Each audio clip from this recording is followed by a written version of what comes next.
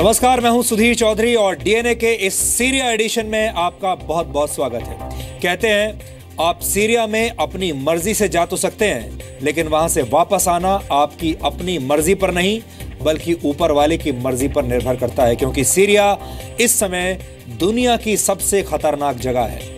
पिछले कुछ दिनों से हमने आपको लगातार सीरिया के बैटल जोन से अब तक की सबसे खतरनाक न्यूज कवरेज दिखाई है और आज हमने अपनी इन रिपोर्ट्स के आधार पर डीएनए का सीरिया एडिशन तैयार किया है। सीरिया में हमने दमास्कस से लेकर होम्स तक और पलमायरा से लेकर वहां के युद्ध क्षेत्र की फ्रंट लाइन तक जाकर रिपोर्टिंग की। हमारी टीम पलमायरा से 20 किलोमीटर आगे पूर्व की दिशा में गई, जहां आईएसआईएस के साथ सीरियन आर्मी का युद्ध चल रहा है। इस इलाके को पलमायरा की फ्रंट लाइन कहा जाता है। वहां हर रोज घंटों तक लगातार अंधाधुंध फायरिंग होती रहती है। ऐसे इलाकों में कुछ मिनट के लिए भी खड़े रहना मुश्किल होता है, क्योंकि वहां कभी भी किसी को भी कहीं से भी गोली लग सकती है। जाहिर है वहां जाना बहुत जोखिम भरा काम था, लेकिन हमने ये जोखिम उठाया। ये पूरी रिपोर्टिंग आज हम आपको दिखाएंगे। इस रिपोर्टिंग के दौरान हमारी टीम की मुलाकात रशिया के कई सैनिकों से भी हुई, लेकिन रशिया के सैनिक अपनी पहचान मीडिया के सामने जाहिर नहीं करते, वो कैमरे के सामने नहीं आते।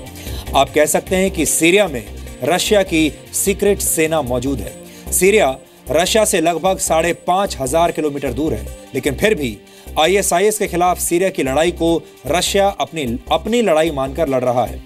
पलमायरा में रशिया की सेनाएं भी सीरिया की सेना के साथ मिलकर लड़ रही हैं, हालांकि उनकी संख्या सीरिया के मुकाबले बहुत कम है। ऐसे में ध्यान देने वाली बात यह भी है कि पलमायरा की लड़ाई रशिया के लिए साख का सवाल क्यों बन गई है। हम इस पहलू पर आज रोशनी डालेंगे। ये ऐसी रिपोर्टिंग है जिसमें हिम्मत है, जज्बा है, खबरों का जुनून है और ऐसी जानकारियां हैं जो आपको और कहीं नहीं मिलेंगी। सीरिया में हालात इस समय बहुत नाजुक हैं और हमारी टीम ने बहुत मुश्किल परिस्थितियों में वहां से रिपोर्टिंग की है। वहां इंटरनेट और मोबाइल फोन के नेटवर्क से संबंधित दिक्कतें इतनी ज्यादा हैं कि हमें अपनी छोटी से छोटी रिपोर्ट को भी आप तक पहुंचाने के लिए बहुत मशक्कत करनी पड़ी। लेकिन इंटरनेट की स्लो स्पीड और खराब नेटवर्क हमारी टीम की हिम्मत को कम नहीं कर सकते। आमतौर पर किसी भी महानगर में हम ये मानकर चलते हैं कि वाईफाई और डेटा नेटवर्क जैसी चीजें सहज तौर पर उपलब्ध हैं। ये तो छोटी मोटी चीजें हैं हमारे लिए, लेकिन सीरिया जैसी जगहों में ऐसी सामान्य सी दिखने वाली सुविधाओं के लिए भी बहुत संघर्ष करना पड़ता है। ये बहुत बड़ी सुविधाएं बन जाती हैं। ये बहुत बड़ा विरोधाभास है जो तभी समझ में आता है जब आप सीरिया जैसे किसी देश में जाकर कुछ समय बिताते हैं। हमारे देश में बहुत से लोग आजादी के नारे लगाकर शोर मचाते हैं, उन्हें आजादी चाहिए, लेकिन उन्हें असली आजादी की कीमत पता ही नहीं है। ऐसे लोगों को सीरिया का एक चक्कर लगा लेना चाहिए। डीएनए का यह एपिसोड एक तरह से सीरिया की चाबी है और इस चाबी को लगाते ही सीरिया के रहस्यों का सारा ताला आज आपके सामने खुल जाएगा। लेकिन आज का डीएनए टेस्ट शुरू करने से पहले देखते हैं आज की तमाम बड़ी खबरें नॉन स्टॉप न्यूज में। टेरर फंडिंग को लेकर एनआईए ने जम्मू कश्मीर, हरियाणा और दिल्ली में 22 जगह छापे मारे। छापेमारी के दौरान करीब 1.5 करोड़ रुपए बरामद हुए हैं। साथ ही आतंकी संगठनों से लिंक के अहम दस्तावेज बरामद हुए हैं। एनआईए की छापेमारी में लश्कर और हिजबुल के साठगांठ के सबूत मिले हैं। टेरर फंडिंग से जुड़े हवाला कारोबारियों का भी पता चला है।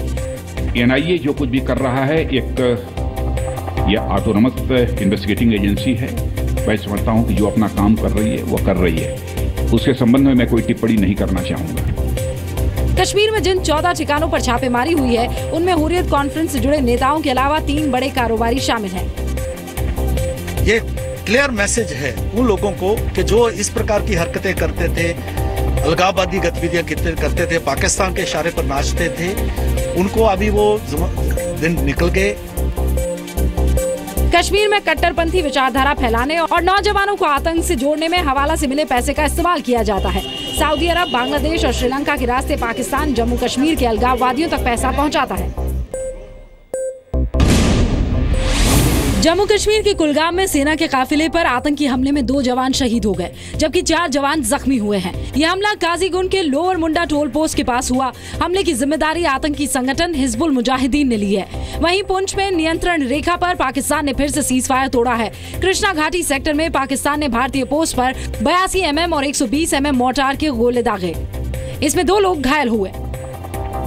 छोटा बच्चा कह रहा था बाहर जाऊंगा, उसको लेके बाहर गई। मकान के चंदे उधर गोला लगा मकान के पास, उधर मेरे पाकिस्तान का गोला। Whatever Pakistan is doing is their business, but one thing we should be rest assured is that the retaliatory action happening this time from the Indian side is much more befitting than ever before. वहीं थल सेना अध्यक्ष general Bipin Rawat ने जम्मू कश्मीर दौरे के तीसरे दिन उत्तरी कश्मीर में नियंत्रण रेखा पर चौकियों का दौरा किया और एलओसी के हालात का जायजा लिया। केंद्रीय गृह मंत्री राजनाथ सिंह ने कहा है कि सर्जिकल स्ट्राइक के बाद पाकिस्तान की तरफ से घुसपैठ में कमी आई है। सितंबर 2016 में आर्मी के द्वारा जो सर्जिकल स्ट्राइक की गई, उसके बाद आपको जानकर यह खुशी होगी कि पाकिस्तान से जो इन्फिल्ट्रेशन का सिलसिला चलता रहता है, वो इन्फिल्ट्रेशन के मामलों में भी 6 महीनों में पिछले वर्ष के 6 महीनों की तुलना में 45% की कमी दर्ज की गई। गृह मंत्रालय के पिछले 3 साल की उपलब्धियां बताते हुए राजनाथ सिंह ने कहा कि मोदी सरकार कश्मीर मुद्दे का स्थायी समाधान चाहती है, जो कश्मीर के लोगों का विश्वास हासिल करके ही होगा। जम्मू कश्मीर में आतंकी हमलों को लेकर अब चैंपियंस ट्रॉफी में भारत पाकिस्तान मैच के खिलाफ पूरे देश में प्रदर्शन हो रहे हैं। जी न्यूज ने फैसला किया है कि इस मैच को लेकर किसी भी तरह की खबर प्रसारित नहीं की जाएगी। जी न्यूज की इस मुहिम को पूरे देश का साथ मिल रहा है।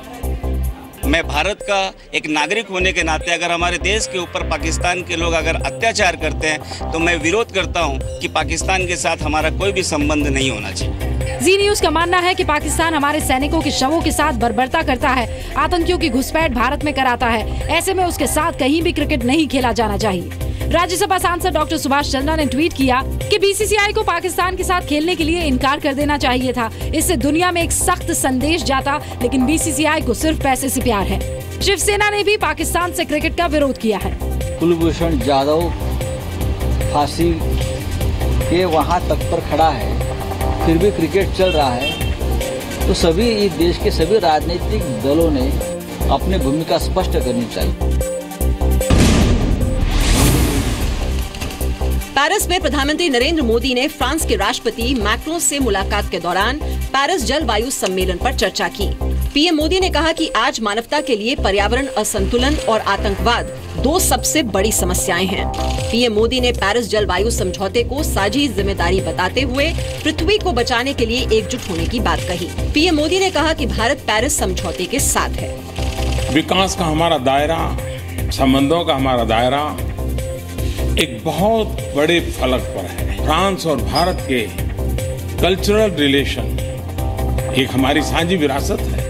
पीएम मोदी और राष्ट्रपति मैक्रों गर्मजोशी से मिले और दोनों चहलकदमी करते हुए भी नजर आए। पीएम मोदी ने राष्ट्रपति मैक्रों को भारत आने का न्योता भी दिया। 4 यूरोपीय देशों की यात्रा पर गए पीएम मोदी का ये आखिरी पड़ाव था। पीएम मोदी पेरिस से भारत के लिए रवाना हो चुके हैं।